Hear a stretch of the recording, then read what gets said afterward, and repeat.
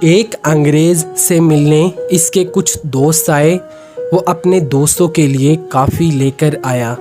Coffee cup ایک جیسے نہ تھے بلکہ کچھ کرسٹل کے، کچھ پلاسٹک کے اور کچھ ماربل کے تھے۔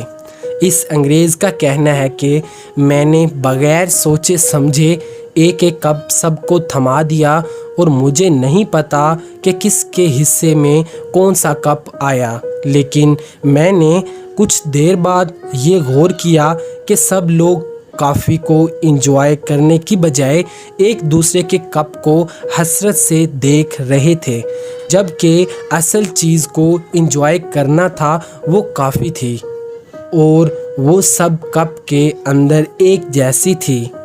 یہی حال زندگی کا ہے جو کہ سب کو ایک جیسی ملی، دکھ اور سکھ کے ساتھ، لیکن ہم دوسروں کی زندگی کو حسرت کی نگاہ سے دیکھتے رہتے ہیں اور اپنی زندگی انجوائے نہیں کر پاتے۔ مزید ایسی ویڈیوز کے لیے ہمارے چینل کو سبسکرائب کیجیے۔